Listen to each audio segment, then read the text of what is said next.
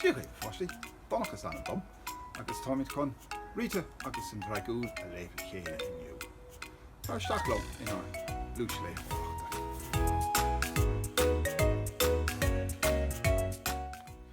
Rita agus an Dragún le Máire Zepf, Andrew Whitson a bhaisig, tSnáthaid Mhór a dailsigh.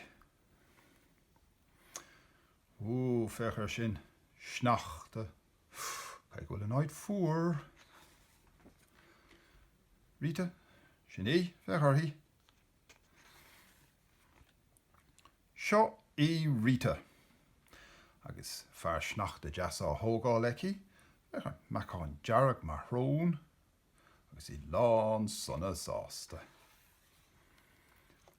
Tá Rita crosta. Take him de, fair. Tá aici fair. Sneachta bainte de, agus ag eitiil tríd an spéir. Mar tá gach rud mí cheart. Ní hamhain sin, ach tá daoine eile ag gáirí freisin nach bhfuil.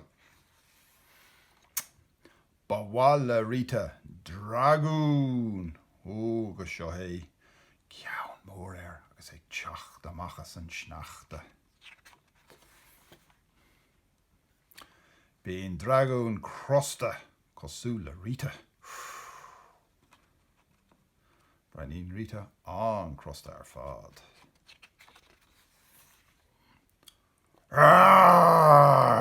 A deir Dragún chomh tornach le tornach.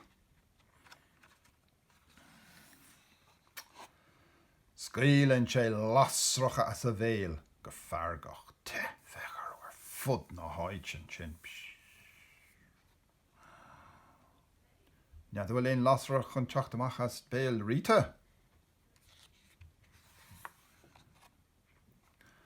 Gradan Dragún arbal is cos ag chur an dahan ar crith. Féidir agus Rita á dhéanamh freisin. Is nuair a bheadh sí tuiseach ag buaireach, ag scéal lasracha, agus ag grada cos.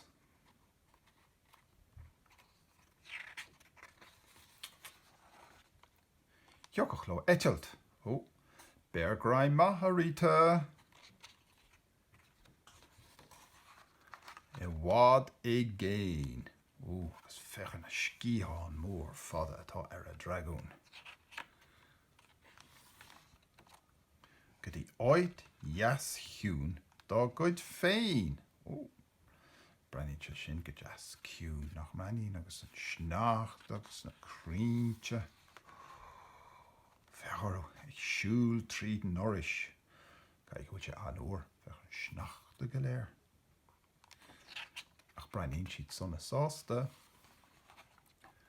Agus cheaspánach Rita dá Dragún an dóigh le chanáú go mall fhiúnóir gan tine ar bith. Ní scéalach a Dragún lasracha níos mó, ach bhain lás ar bheag bhídeach ó ann go chéile.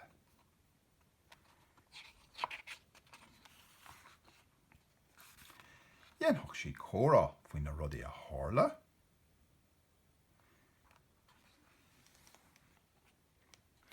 Neadóch siad síos go sábháilte teolaí. Nach chuil sé sin go deas é. Lámh mór hímpel ar a chéile. Is marthach go sonna sásta a sin amach. Agus féach tá snar fear sneachta go bra rais, le chéile ríis. Agus sin é, dear an scéal. Súil an gur haithann sé sin libh agus le himid scéal amach an seo ríis. Slán.